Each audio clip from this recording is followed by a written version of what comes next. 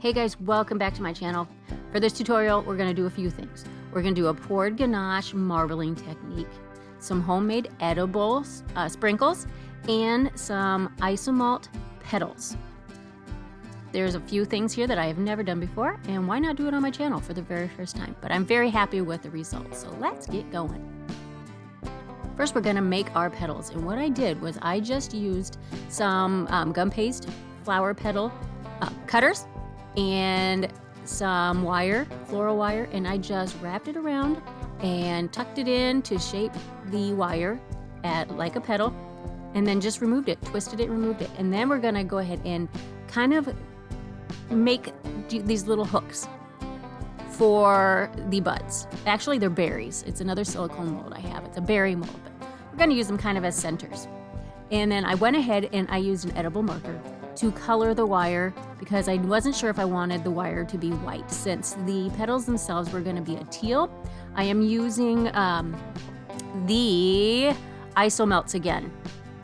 This is the other ones, the other colors that they supplied for me to try, and I didn't want to just use green or blue, so I mixed them together, and blue and green make teal. So I did more blue than green, and that's why I went with the blue marker, edible marker, to color the wire. Then what you do is you melt it to the point where it is bubbling and liquidy, and then you just dip your wires in there and gently pull them out. The trick to this is don't do it when it's too thin. You want to let it set for a couple of minutes and start thickening up a little bit. Otherwise, it's going to just kind of, the surface that you're making with the isomalt just kind of pops. So do that a few times and you'll get the hang of it, and just set them to the side to cool and dry.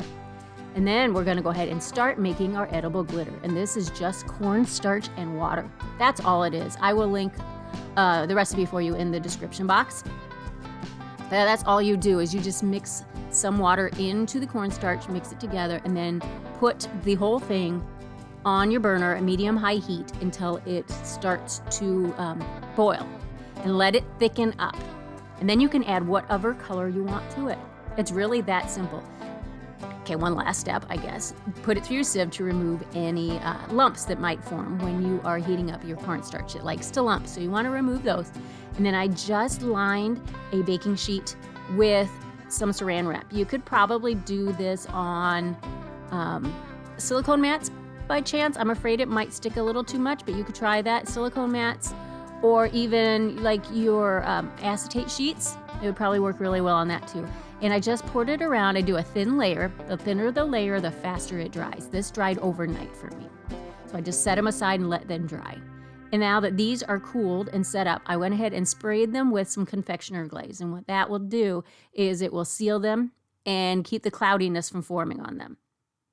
Now those I set aside, and now I'm making I used butter ganache. I will try to remember to add the link for that recipe also. Butter ganache I find works the best for this type of a technique. And I just mixed Tiffany blue in some of it, and then gray, and these are Color Mill colors that I used, in another measuring cup. And then I'm just lightly marbling them up. And you gotta wait till it gets to about 75 degrees before you pour it.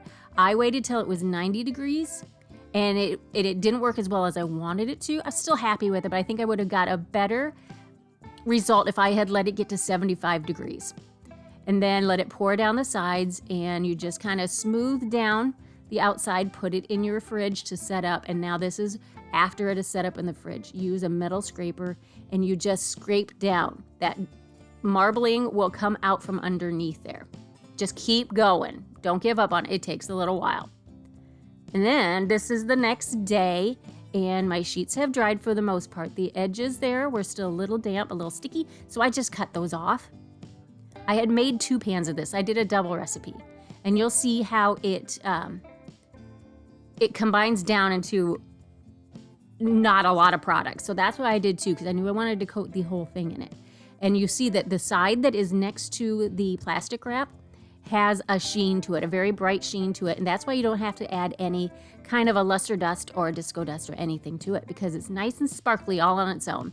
And I'm just using a coffee grinder, and I'm just crumbling it up in there and just grinding it down. And that amount right there is just 1 sheet. I believe. You know what? I can't say that 100%. That might be 2 sheets of it. So yeah, just double the recipe if you have a tall cake to do, because I did a double barrel is what I did on this one. And then to get the little peekaboo sections, I just used some cut out pieces of parchment paper, coated them in some some shortening. This has been chilled, so it's fine. And then just put it on top of there, and the shortening will get it to stick. Try to remove the air bubbles if you can. And then I just piped.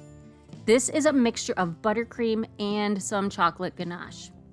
Honestly, I just had some of both on hand, so I just mixed them together and added a little bit of black food coloring. Since the buttercream was already black, I didn't have to add that much, and chocolate ganache is dark, so I didn't have to add that much extra.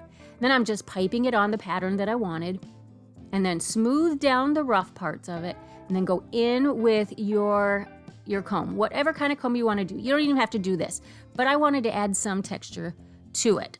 You know me, if you know me, I like to add a lot of things. I don't know when to say enough is enough. So I'm scraping it down with my comb, texturizing comb. This is a nice and tall one. And wipe it off after each time. And if you need to go back in and pipe where your high points are, go ahead. It takes a little while to do that. And then to attach, you want to do this right away because you want them to stick before it sets up. I just put my sprinkles, my glitter in the top of a lid, and I'm using my airbrush to blow it on. That way it stays food safe. You're not blowing it on with your mouth. You know, you're just not trying to just throw it at it and wasting it. I find this is the easiest technique. And I blew off the extra on the board and wiped it down because this is messy. This is one of the messiest cakes I've done, guys. I'll be honest, it was messy, but what a wow factor when it's done. And I did put some on the top. You can't see it from this angle, but I did put some of the glitter on top also. And then just peel off your parchment, and then your design is underneath there.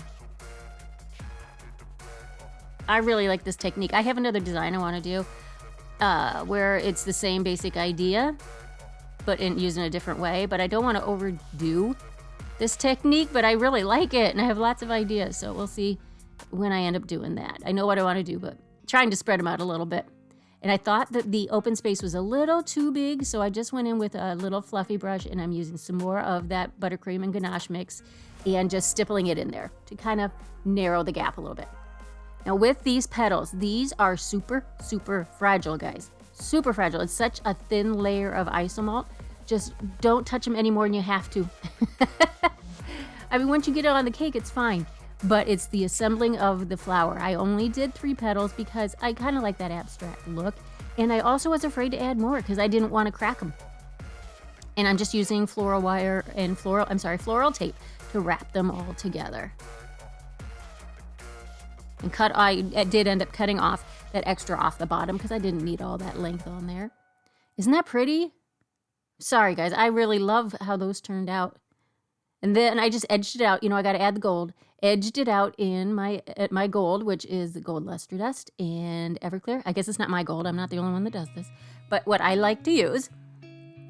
And I knew I was going to try to bring out some veining in the marble part since it wasn't quite as obvious as I wanted it to be. So I knew I had to add some gold veining to bring that out. So why not add it to all the edges, right? There's never too much gold, in my opinion. Shoot, I would cover the whole thing in gold if I could. And I'm just using a finer tip brush to add in these veins.